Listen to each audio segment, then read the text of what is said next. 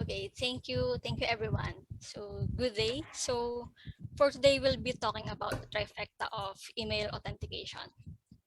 So before that, let me introduce myself. So my name is Denice. I'm just kidding, it's Denice. And I am a cybersecurity analyst. I've been in the industry for I think almost a year now. My anniversary would be next month if I recall that perfectly. So, quick background on how I got in cybersecurity. I was listening to this podcast on Spotify. It's called Darknet Diaries. I think most of you know about it. So, I listened to all the episode, and one episode really stuck with me is the episode 30, which is the Shamun. If yeah, that's correct. So the guest speaker there was Chris Kobeka. And after listening to her story, I got really inspired, and I told myself, oh, I want to be like Chris, want to be like her. So from there, I got in touch with her, I messaged her, and I connected with her. And I asked her the things on what should I do to be in cybersecurity. Then she gave me different points. I tried the red teaming and the blue teaming side, and eventually, like, I kind of fell in love with the defending side. So fast forward year 2021, I got my first infosec job. So I got it through Twitter. So I never thought of that. And but before in cybersecurity, I was working in software testing for about 7 to 8 years, if that's correct. Yeah, 7 to 8 years. Then moved to cybersecurity. And also, people told me to include the fun parts about myself. I just thought these are the fun parts about me. So, in our family, I'm the only spokesperson of my dog. And also, I'm a huge fan of drinking water. So, this is a reminder to drink your glass of water. Okay. So, for today's agenda, we'll be talking about the SPF, DKIM, and DMARC, why they matter, and the online resources you can use to check if these three are implemented in your organization. Before we start, we know that phishing attacks are really common, especially today. At some point, we might have received emails from domains from different or malicious entities that pretending to be someone else. So how do we protect our domains from being spoofed by cyber criminals? So today, you will learn how these three things work together to secure and protect your organization's domain. We'll start with SPF. SPF. What is SPF? So SPF stands for Sender Policy Framework. It is a text record that you published in your DNS server. It lets you configure IP addresses or third-party services that can send in behalf of your organization. This could be the third-party services that your marketing team uses. It lets you protect from cyber criminals trying to spoof your domain. So if you have this in place, it will lessen your email to be marked as spam. So how does SPF or Sender Policy Framework work? So for example, here I have Div's company. For example, I have my own company. And in Div's company, I have published the SPF record in my DNS server. And someone from my organization sends an email outside my organization. So what happens is the recipient mail server receives that email and will check if the SPF record matches the one that I published in my DNS server. So once it matches, what happens is the recipient will receive the email that I have sent out or my employee sent out. What happens if it fails? So what happens if it does not match the one I published in my DNS server? So what happens is it will be rejected or it will be marked as spam. Next slide, we'll be talking about SPF. What does an SPF record look like? So here, this is the text record that you publish in your DNS server. we have here the V is equals to SPF1. This is the standard one. This is the version we all use, so it cannot be changed. And the IP4 is the list of addresses that are allowed to send in behalf of your domain. This could be IPv6 or IPv4. And the include one, this is again that I mentioned, the third-party services. And the dash all, this is one of the mechanisms which we will discuss later. This just means reject all emails that do not match the SPF record that I published in my DNS server. SPF mechanisms. So as previously discussed in the previous slide, we have the different SPF mechanisms. So we have the pass, soft fail, and hard fail. So the hard fail, again, just means reject all emails that are not authorized to send in my behalf. And the soft fail, this means that suspicious emails are not really rejected, but put it in quarantine. And the pass one, this means that accept all emails even if the hosts are not allowed to send for us. So this is not really recommended because you're just letting anyone to send in behalf of your domain. So we have discussed what an SPF record and what it looks like. Next, we will proceed to DKIM. DKIM or DKIM stands for Domain Keys Identified Mail. DKIM uses public key cryptography. This method allows us to know if the message was altered during transit. And as we all know, the CIA triad, the confidentiality, integrity, and availability. So DKIM fulfills the integrity part for the CIA triad because as we all know, integrity just means that it's making sure that the data was not altered in transit and when in use and during stored.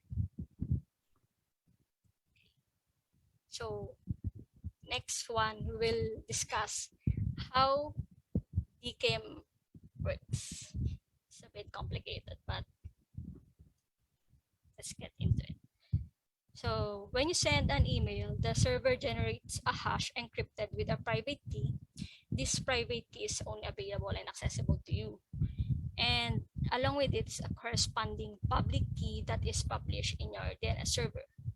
So once received, the recipient mail server will look up the sender's public key and will verify if it matches the one that you published in your DNS server. So once they match, it will use the key to decrypt the signature.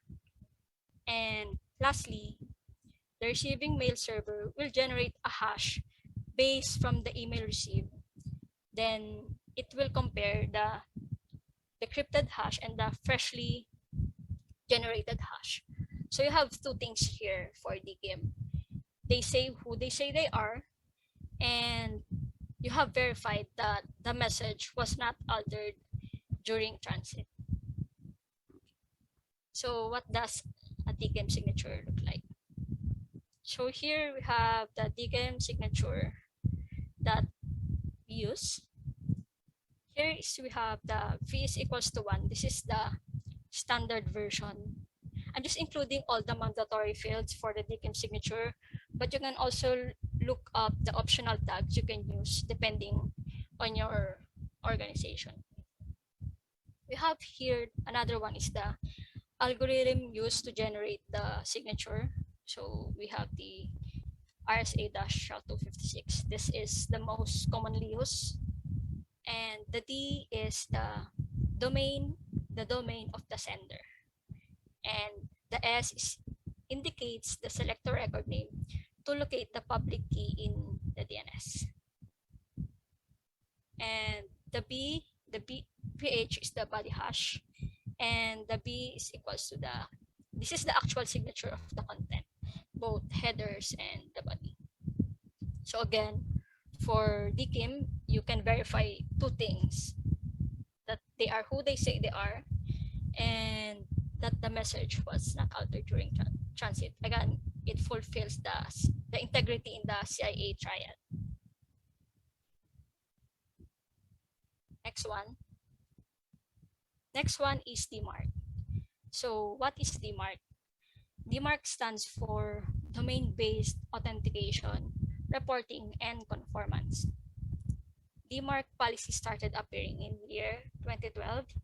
So it instructs the receiving mail servers how they should process emails from that domain should they fail the SPF and DKIM, or if SPF and DKIM are not aligned. Then the email will undergo depending on the DMARC policy that you have set. So DMARC also gives reports about the insights of your domain, how your domain is being used. It also includes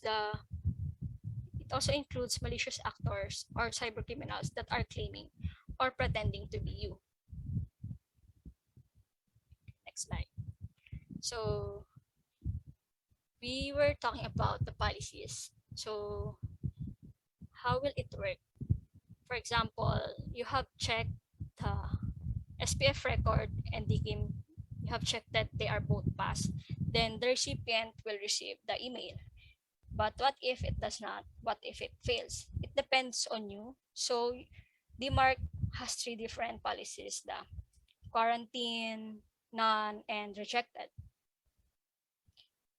So we'll go first with quarantine. So quarantine, if the DMARC authentication fails, it tells the receiving mail server to quarantine the email.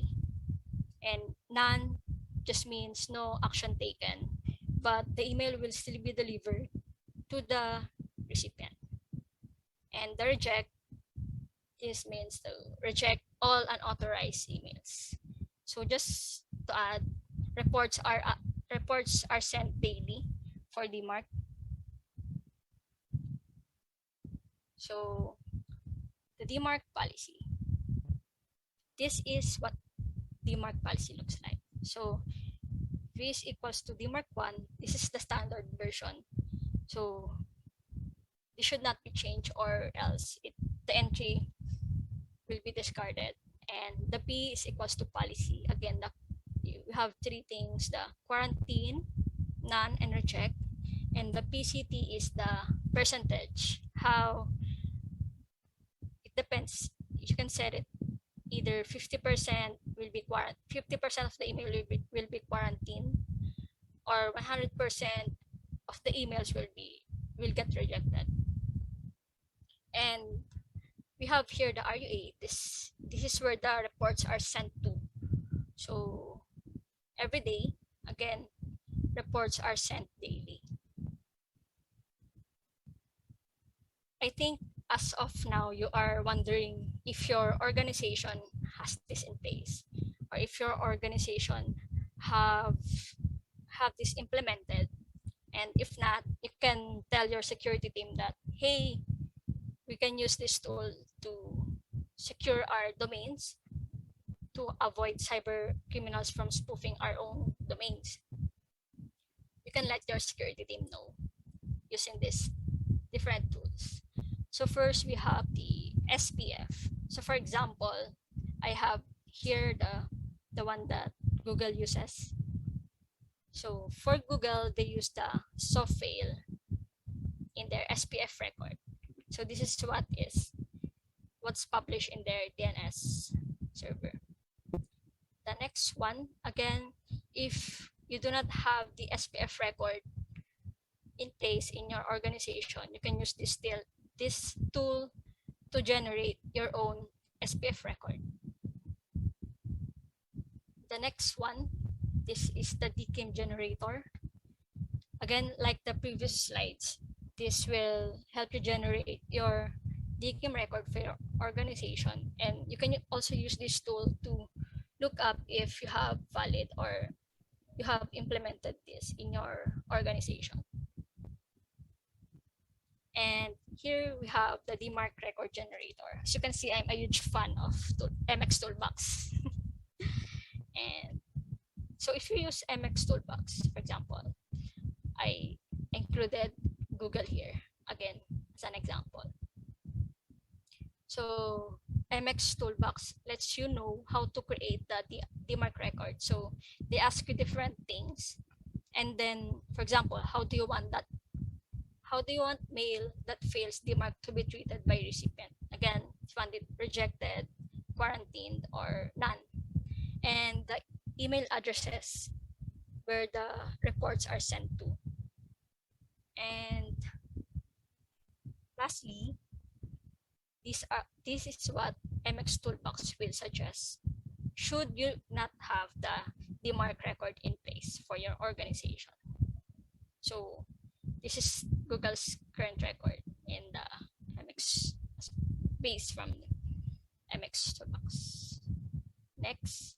Oops, I think that's it. Okay, was that quick? Okay, so I hope you learned something from this talk. And if you do not have all these three things in place, you should let your security team know that these three things are important to secure our domain and to avoid cyber criminals or malicious actors from pretending to be our organization or pretending to be us. So if you wish to contact me, I have this Twitter and Discord. And I think that's it. Awesome. We have had a bit of engagement on. It is quite interesting. Did we have any questions in chat? Let us see. No. So, oops, I was having a stroke. There we go. I had a question for you, specifically. Okay. This implementation. So, if you were to go through the trifecta and try to bring an organization up to standard, right? So that they can, be safe. Who would take care of this in a company? Would it be the security team? Would it be a sysadmin? Would it be both? For me, I think they two of those teams should work together. That's what we currently do in our company. So we consult each other, and we also for our SPF, because there are sometimes the third-party services that we do not use anymore, so we have to remove that. So they let us know, hey, this specific third-party services that we used to use are not with our company anymore. So we remove that. So it prevents them from trying to send email in behalf of us, even if they're not connected with our company anymore. Indeed. We've had one question on Twitch and one on Discord. I'll start with the one on Discord. Scribbly-Doo asks, what misconfigurations can happen with SPF, DKIM, or DMARC? Sorry, can you please repeat it? What misconfigurations can happen with SPF, DKIM, or DMARC? So SPF Record, so what I've noticed, what I've experienced, the standard version was changed, then the recipient mail server did not acknowledge that one. So for SPF and DKIM, the versions should not be changed, and data or the IP addresses should be correct that you publish in your DNS server. Awesome. And the next question is, do you find this was easy to implement at work, or did you have any pushback from any other departments, perhaps? Yeah. So what I have experienced, so we consulted the marketing in our company. So we consulted them on regarding the third-party services that they use and the third-party marketing services that are published in our records. So there are times that the marketing team will let you know that, hey, we do not use this anymore. So it's also important that you connect with the other teams regarding this, so for accurate information, and again for protection of your domain.